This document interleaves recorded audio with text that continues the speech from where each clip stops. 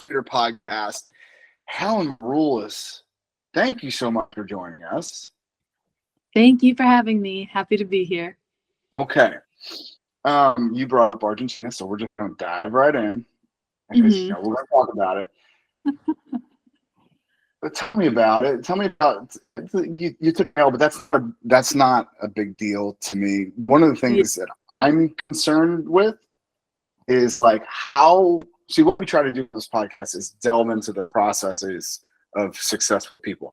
How has dealing with losses changed for you over the last 15 years? Oh man, 15 years? That's like a long time. Yeah. I think it's gone in waves. So I think you have to learn how to lose, and you have to learn how to utilize that loss so that it's not something that starts, I think, crippling you, but instead is something that starts to fuel you. And so when I was younger and I would lose, I would really berate myself. I would beat myself up for days. I wouldn't want to show my face. I assumed that I'm supposed to like walk around in shame and that everyone expects that of me too. And I actually learned from Yelena and Clarissa Chun.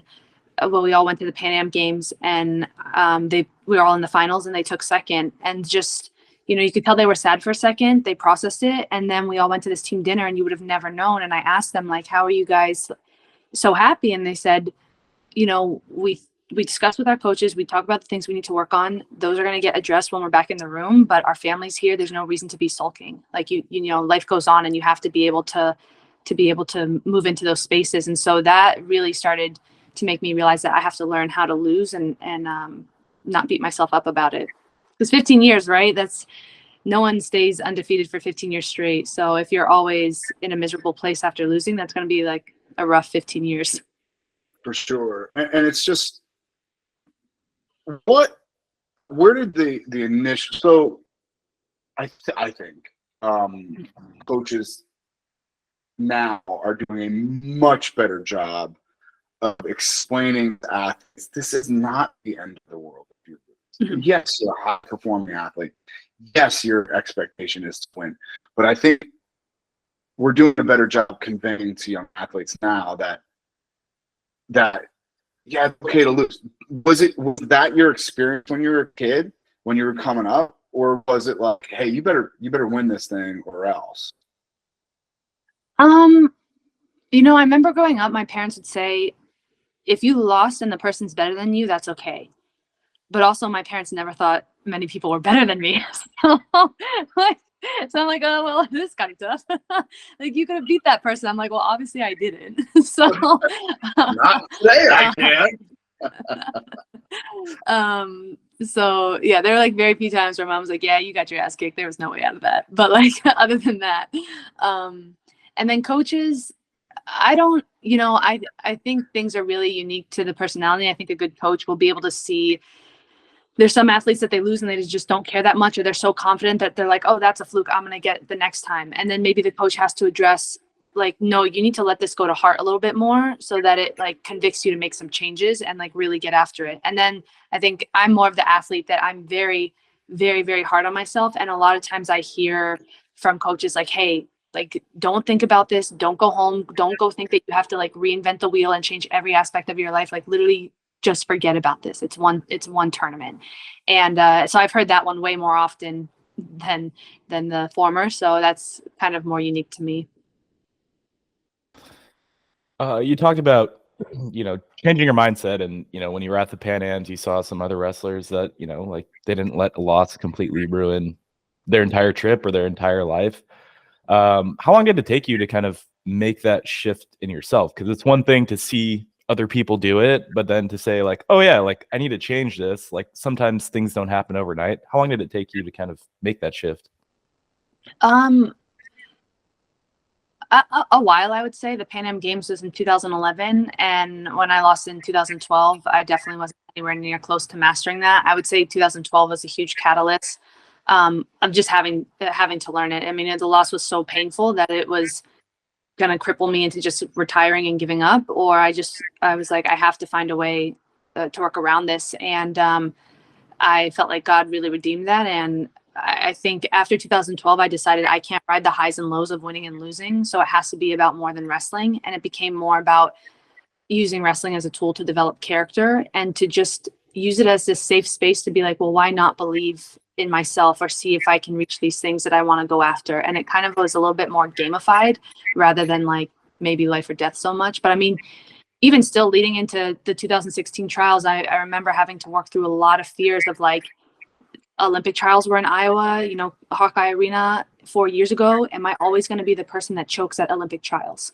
Like, can I put it together at Worlds and this tournament, that tournament, but am I going to be the girl that always chokes at Olympic trials? And those doubts and fears come up and you just have to like work through it. So it's a pretty ongoing process. Dude, how many times did that go through your head? Like that's got to be like this constant ringing in the back of your head.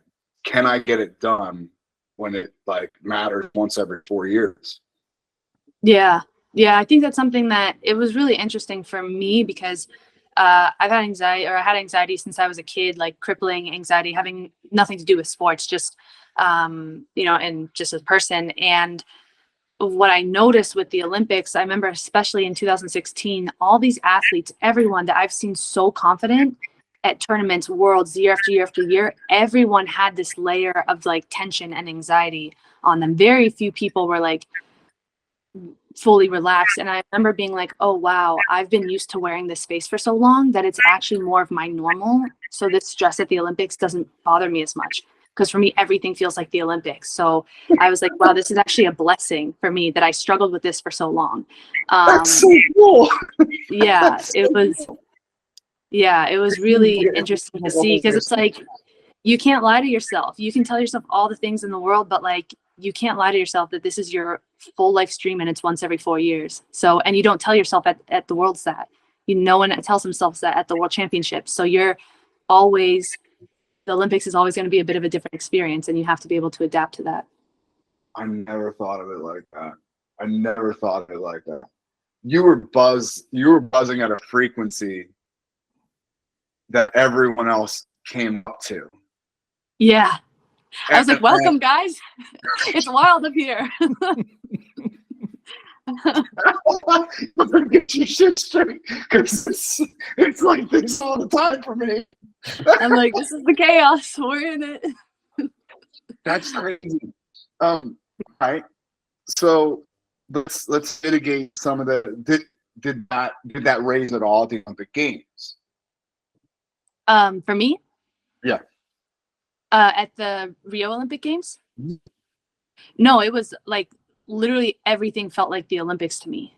Everything. It was always that much anxiety and tension.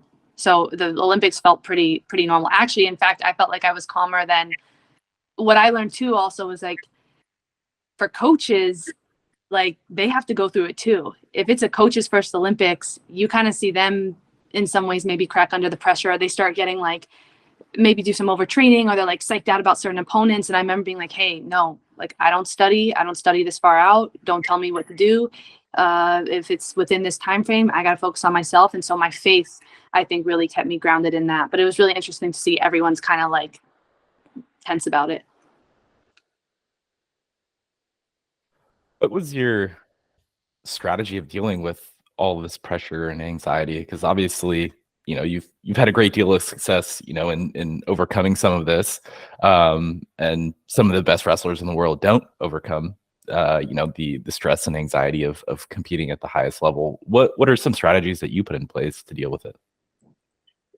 I think it changes every time. I'd say the biggest thing that I try and do is just kind of like stay in awareness and not just try to be very intuitive about like assessing the situation and how I feel I should handle it. So sometimes I've tried to repeat patterns that worked for me in the past and it doesn't work again. And I look back and I'm like, yeah, I wasn't really like being present in the situation and assessing what I should have actually done. I was just trying to do something that worked before. And if I really look back and like listen to my gut, I'm like, yeah, I know that actually wasn't supposed to be it. Like even this tournament at the Pan Ams, I tried some things that I normally do before 2016. And I was like, oh yeah, that just, it wasn't working. But like, when you're trying it, you're fully all in. So I don't know that I have I know you asked, how, I would say fall in love with that feeling. Like at Pan Am's, when nerves came on, I was kind of digging deep. I had to go deep within myself, and I was processing through things before my first match. And then this thought came up, and it was like, you have 4 tournaments left, potentially, like Olympics, Worlds, Trials. And I'm like, man, when you retire, you're going to look back, and this is the moment that you're going to miss.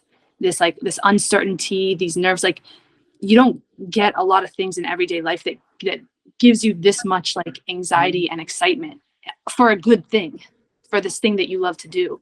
So I think reframing my mindset around that of like, wow, this is actually a gift. Like, and I think if athletes start to reframe their mindset of like, oh, I thrive off this, or I enjoy this part of the journey, then I think that will help.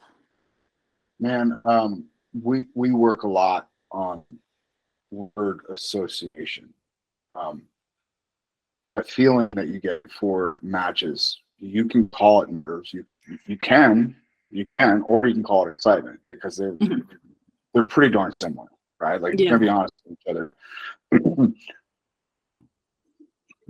When you walk away from this sport, is that something that you're going to miss the most? Like, meaning, is it something that you think you'll crave in other parts of your life?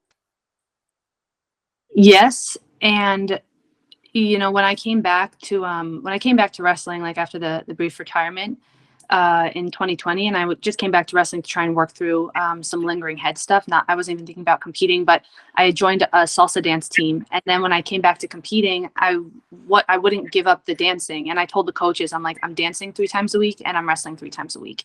And then I did a dance performance the weekend before the Olympic qualifier. And it went to like midnight, and I was freaking out, and I was like, oh my God, is this bad? But I was like, I need this. Like, I need, right now where I'm at in my life, in my career, like, I also need to know that there's something after wrestling that gives me this much joy and excitement, so that I don't feel like all my eggs are in one basket, and it frees me to compete better. And so yes, I'm going to miss it, but I'm also pursuing things now that I know, or starting to dabble in things that I know I will be able to look forward to after wrestling. And yeah. And also really great advice that I got from my mentor was like, don't start grieving retirement before you're actually there. Just wait, just enjoy it. So I'm trying to just really stay present and love the sport.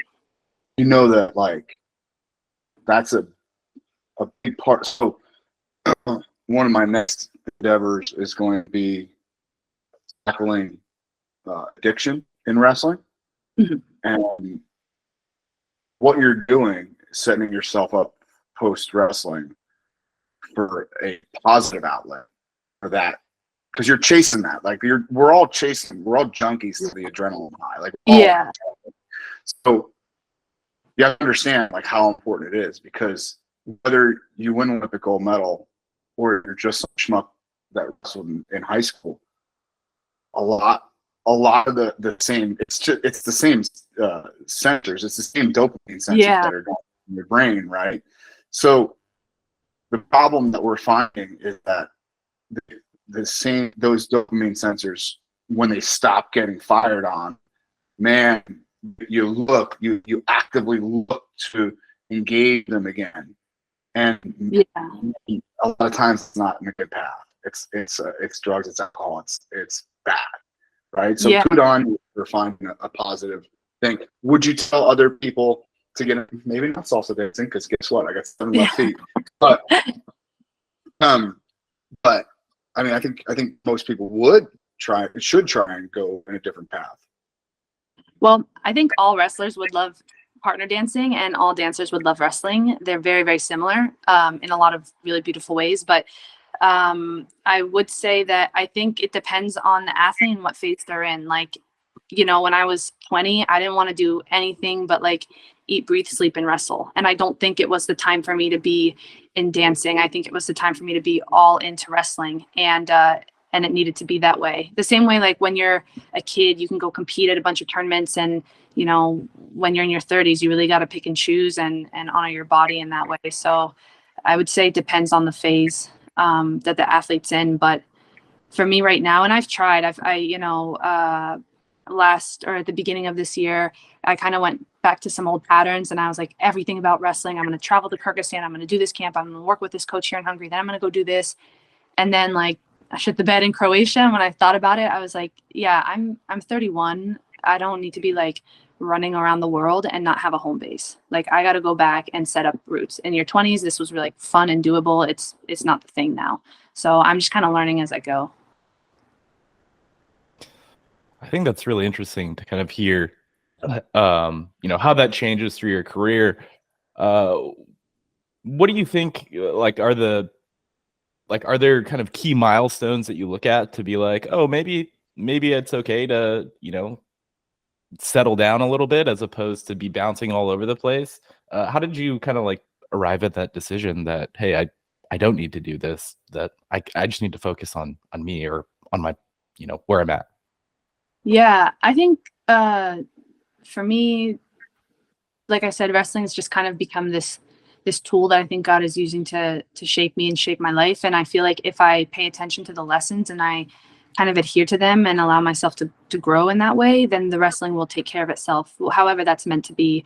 And so when it comes along, I try and listen. So, I think right when I came out to California, I had to be here for the month for media before the film. And I was trying to find just a coach to work with out here. And I had some weird, inappropriate experiences. And I remember just crying to my mom the night before. And I was like, I don't get it. Like, I'm a qualified athlete. I have the accolades. I'm coachable. I listen, I work hard. Like, why is it, why am I struggling to find a coach to work with? And in that moment, I really felt like God was like, stop thinking that wrestling is going to solve all your other problems. Like, you need to address these other things in your life, get some balance, find community, be settled down, and then the wrestling coach will take care of itself. And so I said, okay, for the month of March, I'm surrendering this. Like, I'm not going to look for it. I'm just going to do this other training. And literally everything fell into place. Like, Sarah came to visit me. Yui came to visit. She stayed for 10 days in training with me. Dom came out.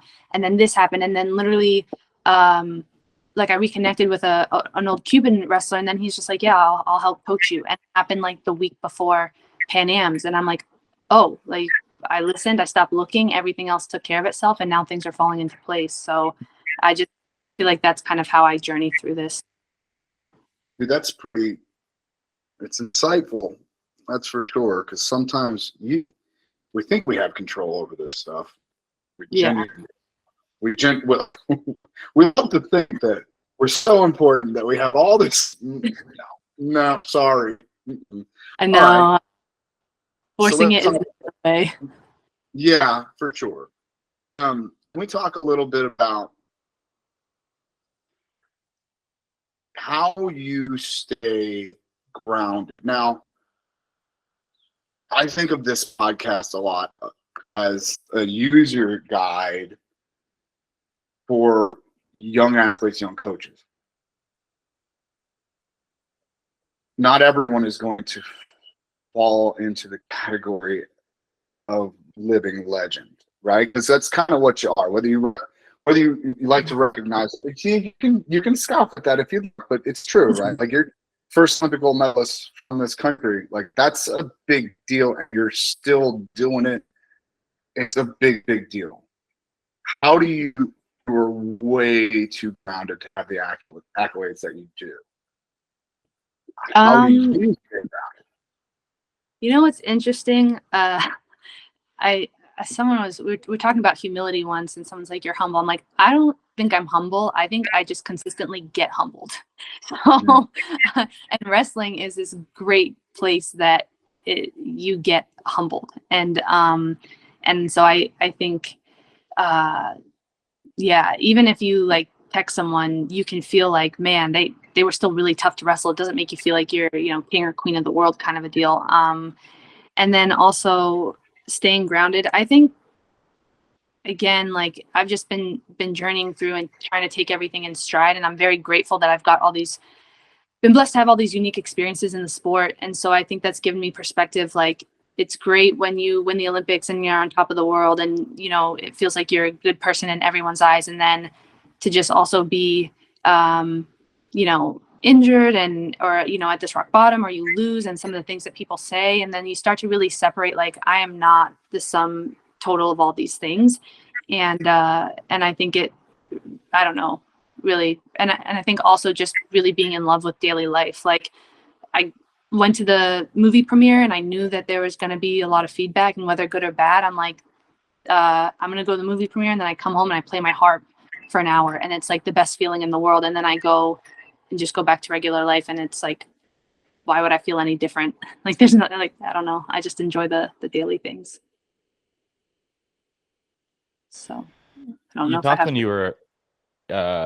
when you were younger about, you just wanted to eat, sleep, and breathe wrestling, and now it seems like your view on wrestling has evolved to being, much just a part of you, right? A part of what you do. How did you kind of make that shift, and how important do you think has that been to your longevity in the sport? So I started working with this mentor. She's a retired Canadian Olympian, and her name's Leah. She started mentoring me in 2017, which I'm like the biggest fan of quality mentors, but my God, that's like changed my life. And so she's really journeyed with me through a lot. And I think having, just being in awareness and paying attention to stuff like that has obviously helped, but it really has been this ongoing process. So your question was about wrestling evolving, right? About when did it start? Yeah. And then the second part. Yeah, your evolution of kind of, going from wrestling as my entire life to now just, part of what you do, and how does that kind of impact your day-to-day?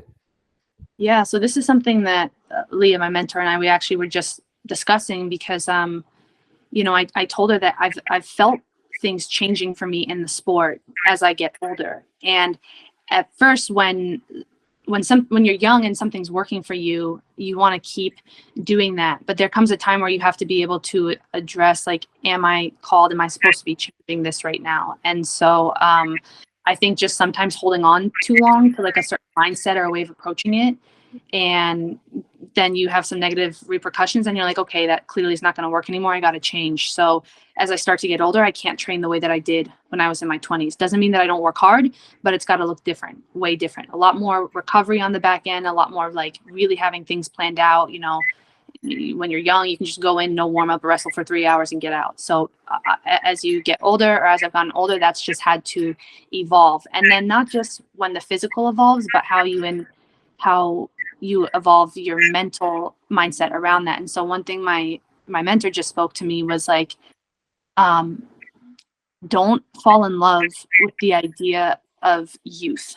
Like, don't think that, what did she say? I have it written down, but it was basically like, if you keep trying to chase youth and associating that with the feeling of like being competitive, you're going to keep hitting a brick wall. But when you understand that you have experience, and that's something in and of itself, and you fully embody that experience and the power that comes with that, you will be able to compete the way you want to at this age.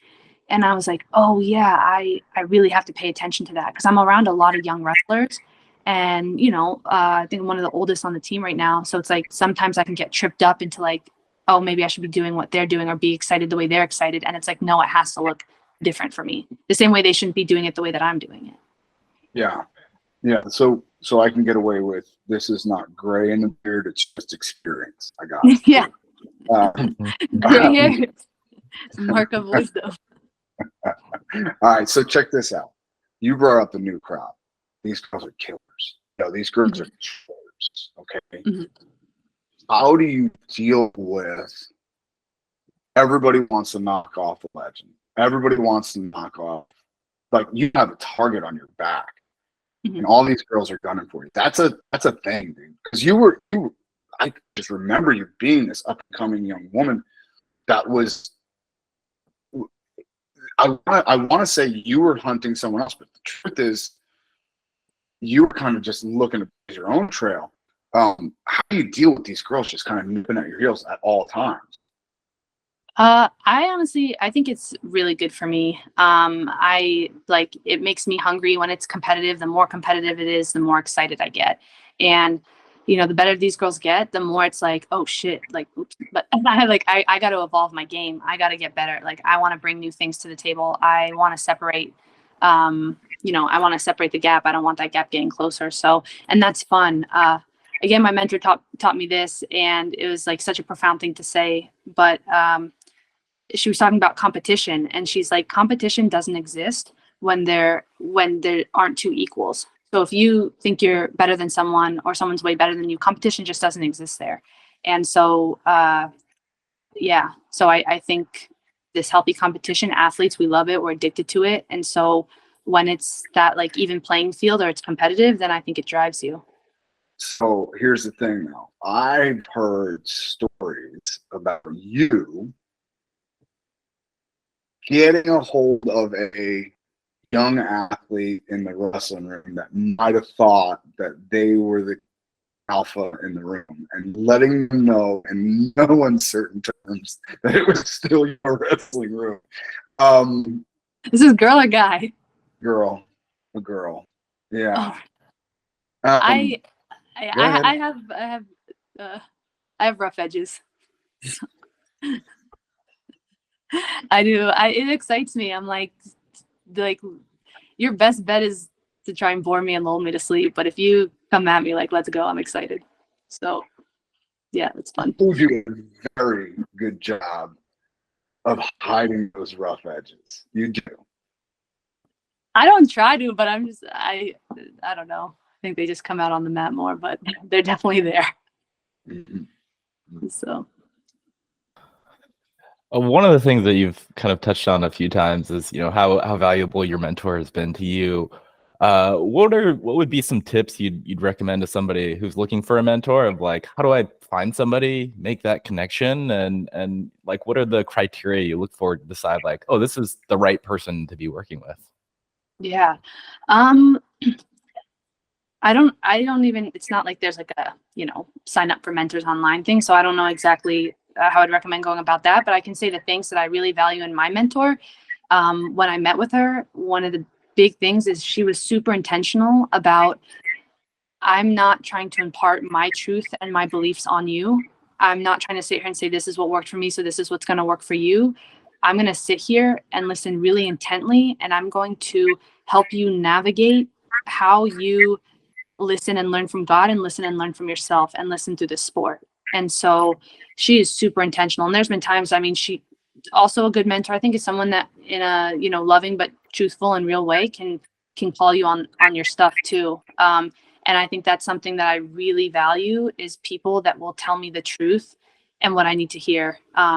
Because if everyone's thinking it and no one says it, it's like, well, how can I change if I don't know? And so there's times I've been gone to her and I'm like, well, all this stuff is going on, this, and what should I do? And she says, I'm not making this decision for you because you want me to make a decision so that you don't have to accept responsibility for whatever the consequences are. And I was like, she's like, this is a pattern in your life. And I was like, oh, you are right. And you're the first person that's ever told it to me like that way. And she's telling it in love. And now that's something that's like helped me profoundly in my life in all areas, because she was willing to go there and journey with me in that. And I think same way in wrestling, like, you got to go there. You got to go to the deep places. You got to journey with yourself. Like, if you are somewhat nervous and you're trying not to think about it and shove it down, it's probably going to come up at some point. You can't like run away from this stuff forever. So I think finding someone that's just, I don't know, that's what I've really valued. That's valuable. That's super valuable. You gave me butterflies just thinking about that. Like, oh, it's your responsibility, bud.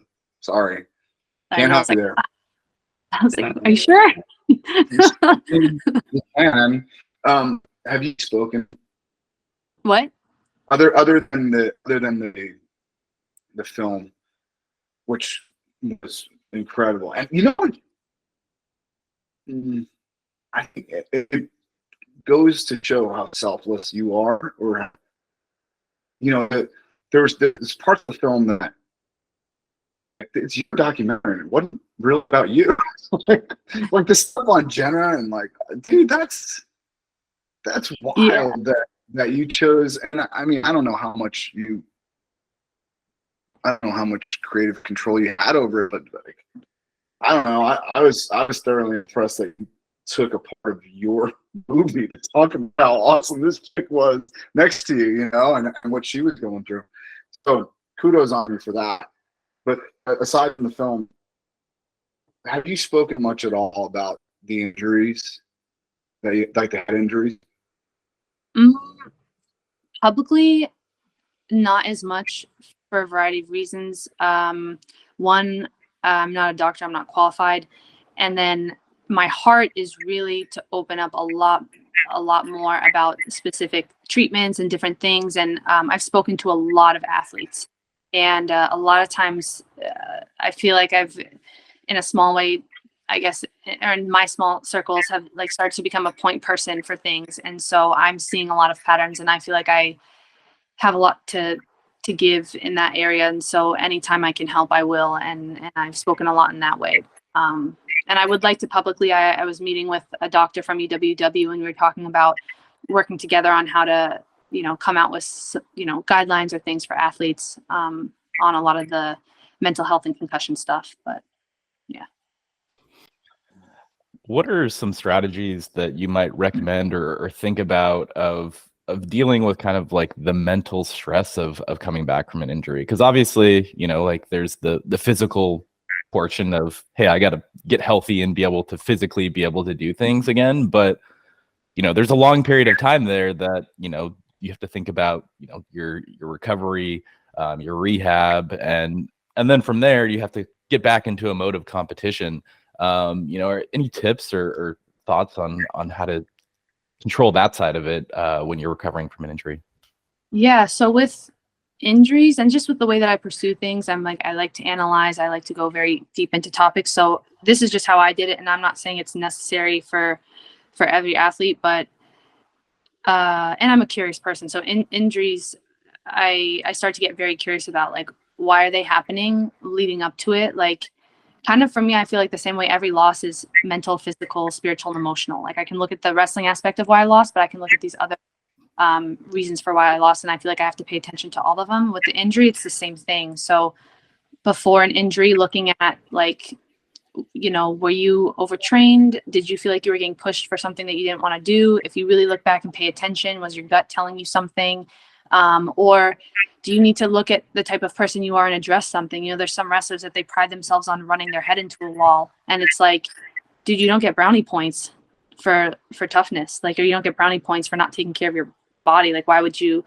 That might be the area that you have to grow. Otherwise, you might keep having these injuries. And so if you just think, okay, injury, the second I'm healthy, I'm going to get back and whatever, back to our old ways, like make sure you address it, because it might be, your body might be trying to tell you something, that something's got to change. And then sometimes not. Things could be freak accidents, so that's, and with the actual injury, I think it's interesting too, to pay attention of like, depending on the injury, a lot of times what I see and what I found for myself is like, you get injured and your last memory of sport is how you were before the injury.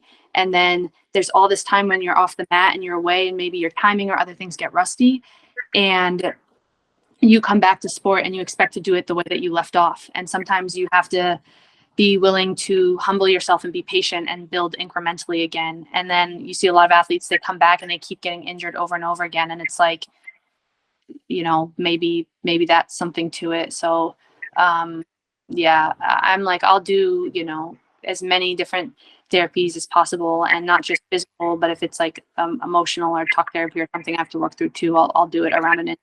I think it's important. Yeah, we don't see that talked about enough in this sport at all. We're far too got to be on the mat every day, got to do reps. Yeah, well, guess what, man? There's a whole lot of different ways. Yeah, or like this. Yeah, what's crazy to me, and I thought this was super interesting too.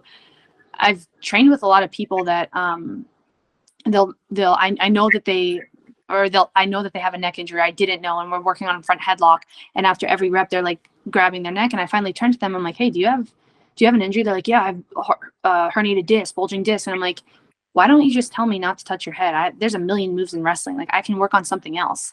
And it's like, I don't know, sometimes young athletes, they get stuck, or it's like, well, the coach said we had to do this, or I have to do this. I'm like, look, my body is my ownership and it's my responsibility, and no one's going to take care of it better than me. So I have to protect it. So if we go into training and, coach wants us to work on something and I can't do it, I'll just tell my partner, you can work on something else. I'm sure there's other things that you need to work on. And if you need to work on this, you can go with a different group, and then I'll go work and we can come back. Like, there's a million ways to solve the problem. And you see these athletes just like, they have a knee injury and they're letting someone yank their knee. I remember I had to go up to Kennedy and I was like, Kennedy, you're going to get your knee blown out. Like, I don't care who this person is. When it gets to this position, it's dangerous. And you tell them to stop, or you tell them that you're not going to go with them anymore. It's a blessing for them to get to work with you, and vice versa. Don't think that you're someone's training partner or that this should be happening to you, because you're 19 years old. And if you want to make it like a long term in this career, you got to know how to protect your body. So sorry, I get fired up about it. No, that's good. That's important, man. Speaking of Canada, let's talk about the new wave of girls, like, and girls that are in your weight class who you don't have to directly compete with. It's pretty impressive what some of these girls are doing right now. Talk to me about the state of women's wrestling, especially as it pertains to this country. Yeah, this is honestly, it's so incredible. It's so cool to see. If you look at the history of women's wrestling in the US, there've just been like so many BS barriers that have stood in the way of girls and women developing, and they've done it despite that. And I think what we're seeing now with this next generation is like, this is the generation of women that don't have a lot of the barriers that us older generations had. And so they're just awesome. They're on fire, their technique, everything. And even the way that they view wrestling and the wrestling world is different. Like, you talk to a lot of other girls, and it's not just like chip on the shoulder, but and not bitterness, but it's like, man, some of the things that we've had to fight and argue about for like mat space or time and attention, or these things, like, these girls grew up with that. They grew up with like these superstar matches and like doing a flow who's number one and being able to get sponsorship deals and everything. I'm like, it's so cool to see that they get to like really flourish in this, which is what we want for women in the sport. So I'm really excited. You said barriers, man. I've heard some, like, so you're talking about barriers in terms of time and attention with coaches, mat space, things like that. But man, if you talk to the first girls, like, and so like, I guess what I'm trying to say is it has gotten progressively better. Like, your experience, and I'm not trying to take away from it, certainly wasn't the same as, you know, Trish Saunders. But I've heard stories like awful things, like one of the tournaments overseas, they gave away vacuum cleaners. Yeah. I did my college paper on that. I've done it on women's sports for a while. So no, I'm well aware of the barriers that the women before me broke down. And really, and I've always said this, I'm like, I shouldn't have been the first Olympic champion in women's wrestling. I was just the first with all the opportunities to align. Like, that was it. There's like a million women that could have and should have done that. But like, you talk to them about some of the things that stood in their way, and it's like, this shouldn't have been the thing. It should have either been winning or losing. And I think up until 2003, which was a year before the first Olympics, they were handing out appliances for women if they won the world championships. They were handing out a prettiest wrestler award, regardless if you won or lost. So I remember my like, first year at university, they kicked us off the mat. Yeah. Joel didn't know any of this. You didn't know any of this, did you?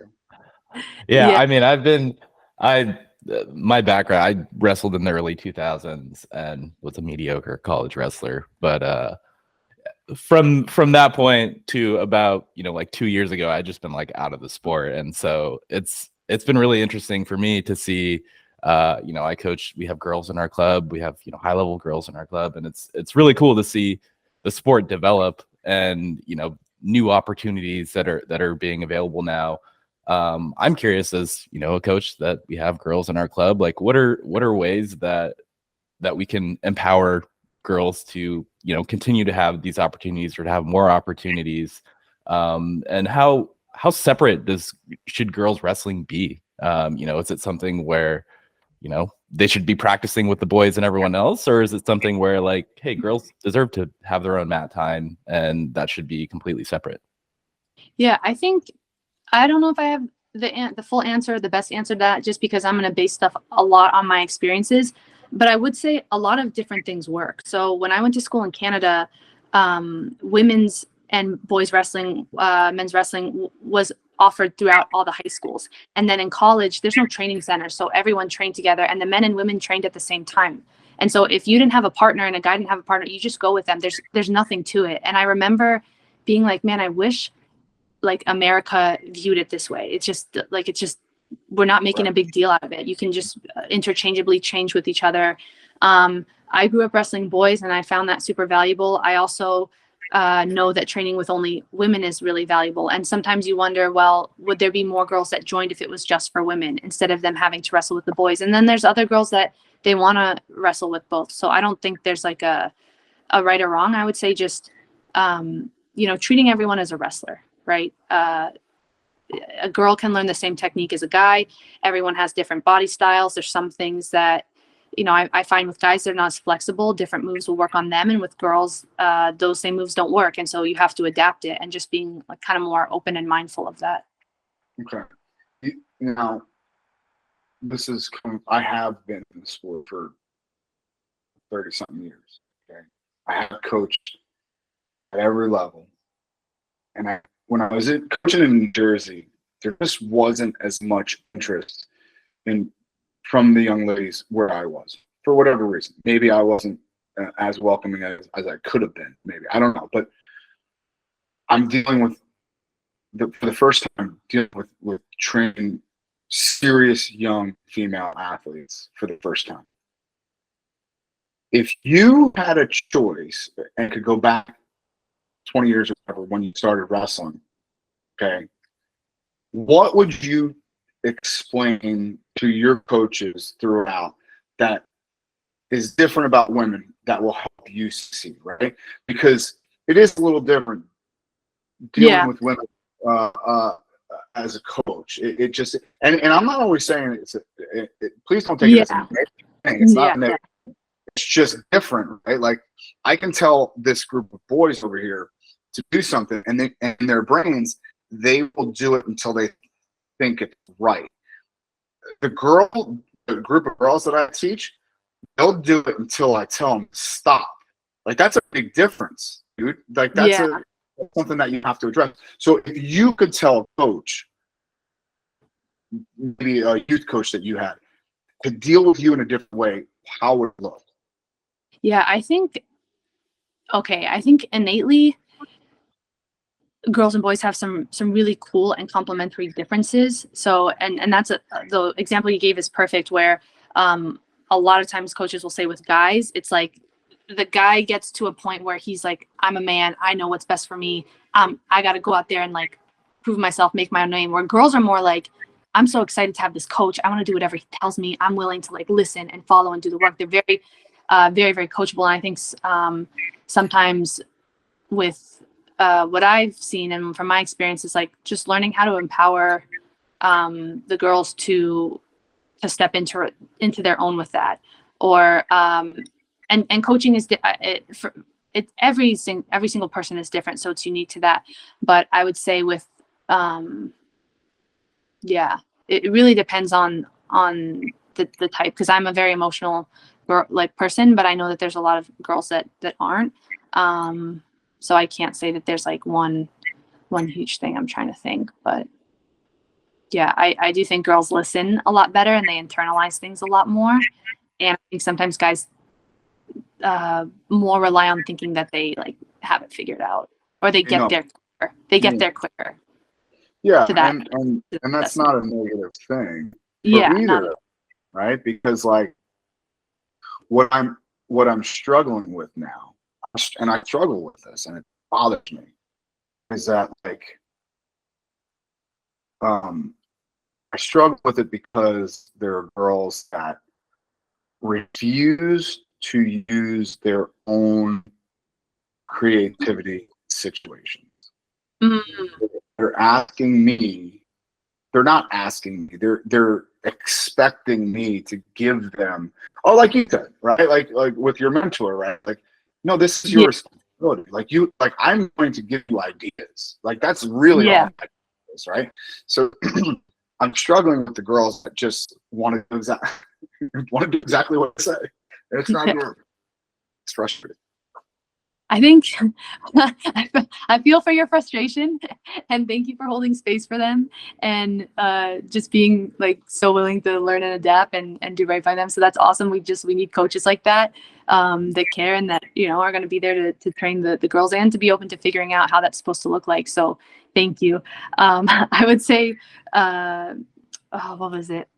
I lost my train of thought before that, but this is something that's been on my heart, is that I want young athletes to learn that part of sport is to be able to trust in themselves and trust in their ability to start to call shots. And so sometimes I think a little bit of like, not tough love, but sometimes the most loving thing you can do is help the person with the lesson. So it's just like, hey, when I give you these moves, like this next live go, don't look over at me. I'm not telling you anything. You need to figure this out. And you need to develop the art of being able to trust yourself in live wrestling. And it might take you months and you might like fail over and over again, but sink or swim, like you're going to figure it out, and I'm going to be here for you, but you got to find this within yourself. And I think with girls, communication is also a big thing. I think guys, you can say something like that and leave it. Girls, it's like kind of always good to, I think, keep communication open. Like I remember a lot of times I would just internalize so much. Men don't really talk, so I'm not expressing my feelings, and then I'm not getting really to work through it, where the more communication I've had with the coach, it's like, just feels like this nice, fun, safe space where I'm like, okay, I get it. Like I'm trying, I'll work on this. It just feels like this. And they're like, okay, well, let's keep going at it. I'm like, all right. And it's just nice to know that they're there and they're willing to talk and listen. I think a lot of times, and it's true that when I was growing up, I dressed like a boy. I talked like a boy. I wanted to fit in. I didn't want to stand out. I didn't want to be kicked out of the sport. And the sport was really geared around coaching boys and that persona. So I think girls come in and they immediately kind of feel like they have to be that in order to make it work. So the more space they have to come into their own, the more that they will. Because part of being able to make your own decisions, right, is you have to know yourself and you have to trust yourself. But if you're like kind of thinking that you don't belong in this space, you're not really going to fully embody yourself. So for me, when I left and stopped training with only boys, and I, remember wearing like capri spandex for the first time and being like, oh my God, this is so nice. Like I can do this, and then I can wrestle and I can laugh at practice. It's not, I don't have to worry about will this be considered flirting or like some BS like that. And just being able to be my own person and have fun. Like, it's okay to cry. I'm just emotional. I don't care if the boys don't do it. I like to do it. I like to cry after every practice if I'm frustrated. And then that works for me. And then it creates a space for me to learn and grow. Dude, how about this? Just to go back to the tough love thing. Mm-hmm. I had a girl, and she went to women's nationals this year, and she got beaten in this one position. She would get caught underneath, and the girl would just walk behind her, right? Mm-hmm. So as soon as we got back from women's nationals, I'm like, all right, we need to address this in a big bad way, right?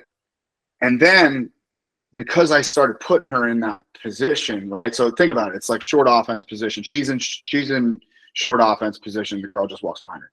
So she started like doing it with someone else. Like she started working with her partner from the offensive position too. So from like a front headlock. Uh-huh. So the very next weekend, we go to the state tournament, and she gives up a takedown by letting a girl walk behind her. It happens. It's not a big deal. But what was funny to me is she got to that front headlock position, the offensive position. She tried to do like some roll, like some head pinch that she probably practiced once or twice. Now, I'm going to tell you something. It's going to sound insensitive. But she got cut open on her head, and I was really happy because now I get to talk to her, right? So like, first thing I said to her was, "Listen, as bad as you are, get caught in underneath there, you're even worse from the offensive position. Can we just not do that anymore? Like you are terrible there." And she looked at me, she listened, she started crying, and not in like because I hurt her feelings. I gave her permission to be bad at this one thing. She was like, "Oh my God, thank you so much." She literally started crying. And I'm like, "Hey, we chase tail there every single day. Can you just do that, please?" And she's like, "Oh my God, thank you." And then she goes out and texts her. She literally went out and texted her the next period. And I'm there going, "Oh, I'm figuring out how to deal with these humans." Because it's way different in some regards. She started crying tears of joy because I gave her permission to suck in a position. She sucks there. She's fucking terrible there. Yeah. That is Like, it's okay to suck there. I'm not great in every position. Neither is anyone else, you know? So that is it's been fun to kind of figure out the jigsaw puzzle. And I'll tell you what, Uh. I'm bringing it over to the men's side too. Because here's the thing. Here's the truth of the matter. They're really very similar. They're really very, very similar in thought process and emotional response. But the boys won't let you know. They won't let you know. Right? Yeah. Yeah. I've always said that. I'm like, the interesting thing, one of the things I think that's helped me to grow a lot in the sport is being a female and having the permission to be emotional. I think if I was a guy and like this way, it'd be way harder because guys, boys aren't supposed to cry and they're supposed to be tough and this sport's supposed to be tough. And so you're like, you have some guys that if you just held space for them and allowed them to maybe share their feelings and process through some stuff, they'd probably like hit this huge breakthrough and jump. But instead they're just like getting grounded into that same, like, just nope, put your head down, don't talk about your feelings, tough it out. I've actually had some really cool experience for girls and guys. And I find that when I share from a vulnerable place, like, oh yeah, I lost in this match and I struggled with this, and I felt this way. And they're very surprised with how much I'm willing to share. Then they kind of are like, yeah, I struggle with that too. And I know that they would never say that if I didn't share first, because they're just like, closed off. I had a guy one time I was training with this kid and he kept telling me about, he had the cadet trials coming up and he's like, yeah, I took second last year, but this year I'm going to get first. And I took second last year, but blah, blah, blah. And then finally, after a week of training, I said, hey, can I ask you something? I said, you keep mentioning that you took second. And it almost sounds like, to me, even though you lost, I think you were really happy with making it to the finals. And I was like, I think this year you're actually really nervous because now there's more pressure because your new lowest standard has to be the finals. And now you have to get better. And I was like, and it sounds like there's a lot of fear around that. And I don't know if anyone's talked to you about it, but I would just say, let go of what the past was and just wrestle and enjoy and be in the moment. And like, whatever happens, happens. And then he like started tearing up and he ended up making the team and he messaged me after and he's like, thank you for that talk. That was really helpful. And it was really like a cool experience for me because, sometimes I assume that guys don't like, really go into all that deep stuff, but they like, you could tell that it resonated with him just to kind of, I guess, feel seen or feel heard and like, validated to just have permission to just go out there. And so that was cool. And I've had a lot of experiences that with talking to women a lot, I'm like, how did you feel about this? Like, and then sometimes it's just the biggest thing is how did you feel, and giving a woman the permission to just talk about her feelings. Like, well, I was feeling like I could get this move, but then I was thinking like maybe I shouldn't, and then I went to this and that, and just for them to speak it out in this no judgment zone, it's like such a nice feeling. Whereas like when coaches don't talk about it, I'm like, oh man, now I messed up last time, I can't mess up again this time, and like he's gonna expect me, and I don't know. So that's been some of my experiences. That's really cool. One kind of final question here. You talked about kind of your first, Olympic gold medal that you kind of chalk that up to the opportunities that you got. And what would you say are some of the opportunities that you feel like women's wrestling can still get that would help level up women's wrestling as a whole? Yeah, I think it's amazing how far that we've come, and we don't have all 50 states with girls state sanctioned wrestling. And we have states with a lot of girls, and there's like political reasons why it's not getting sanctioned, and they're outdated reasons. And I think people just need to come around and realize that this is valuable for both men and women. And by supporting both, I think the level for both will rise. And then also just women's wrestling college opportunities, right? So a man doesn't have to choose between going to an Ivy League school and pursuing his Olympic career. A woman does. And, in-state tuition versus out-of-state tuition, and getting to be able to pick from good wrestling schools and getting a good education. And just how that even trickles down to, if you're a parent of, a young girl and she's playing 3 sports and you're thinking like, where is she going to get a college scholarship? Right now, it's like, are you going to really want her to be in wrestling when there might be more opportunities in a different sport? So there's like all these little subtle things that we can't even measure the impact yet. So I think when Division I and all the NCAA divisions add women's wrestling, I think we're going to see profound growth in the sport, and it's going to be awesome. So buck up, PA. Buck up already, will you please? Yeah, I'm like, and we need the men to help. It's like, we can't be like beating the horse to death. It's really a lot of times. I'm so blessed to be on Team USA with the men that we have, because they're supportive of women's wrestling, and that's what sets the example for young boys. There's a lot of young boys that aren't going to look up to me, that are never going to respect women's wrestling, but you look up to Jordan Burroughs, and you look up to Kyle Dake, and you look up to David Taylor, and when you see them having the joint practices with the women, or all of us training together, and I've been friends with these guys for years and years, and their families, I think that sends a message to the to the younger generations, like, this is what it's like at the top, and this is what's good. Yeah, I agree. I got one last one. I'm keeping my fingers crossed. Are you going to coach after you're done? Yes, I'm really looking forward to coaching. I don't know in what capacity yet, but my eyes are very open for that and looking towards it. Awesome. Okay. How do we see the movie? How do people check out your movie? It's coming to streaming. It's in the works right now. I don't have all the details yet, but as soon as I get them, I will announce it. Cool. How else do people get a hold of you on social?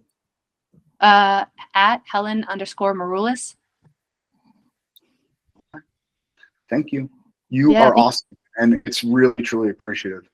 I'm appreciative of your time and your insight. Thank you so much. Oh, thank you. These are like awesome topics, great conversations. Thanks that we could just delve into it. So appreciate it.